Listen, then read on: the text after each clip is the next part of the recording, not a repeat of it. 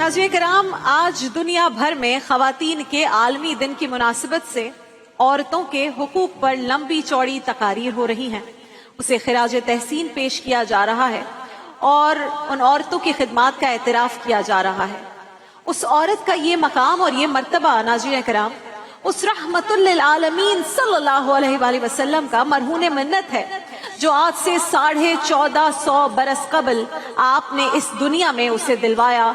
वरना आपकी तशरीफ आवरी से कबल तो जब किसी मर्द को पता चलता था दौरे जाहिलियत में कि उसकी बीवी ने एक बच्ची को, एक लड़की को जन्म दिया है, तो वो दुनिया से मुंह छुपाए छुपाए फिरता था।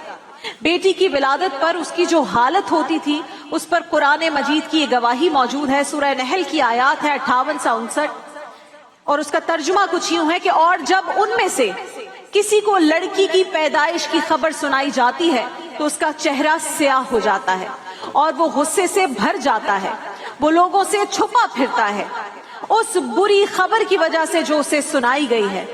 अब ये सोचने लगता है कि आया उसे जिल्लत और रुसवाई के साथ जिंदा रखे या उसे मट्टी में दबा दे, यानी जिंदा दरगोर कर दे। और इसमें यह भी है कि खबरदार कितना बुरा फैसला है जो वो करते हैं। अल्लाहु अकबर।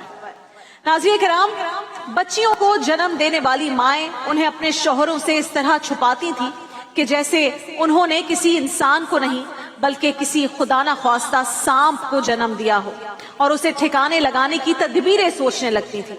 और मौलाना अल्ताफ हुसैन हाली ने इसी कैफियत, वो जो उस वक्त दौरे जाहिलियत में थी, उसकी मंजर कशी करते हुए क्या खूब कहा है कि जो होती थी पैदा किसी घर में दुख्तर, जो होती थी पैदा किसी घर में दुख्तर, तो खौफे शमामत से बेरहम मादर, फिरे देखती जब थी शौहर के तेवर, फिरे देखती जब थी शौहर के तेवर, कहीं जिंदा गाड़ आती थी उसको जाकर, वो गोद ऐसे नफरत से करती थी खाली, वो गोद ऐसे नफरत से करती थी खाली, जने सांप जैसे कोई जनने वाली।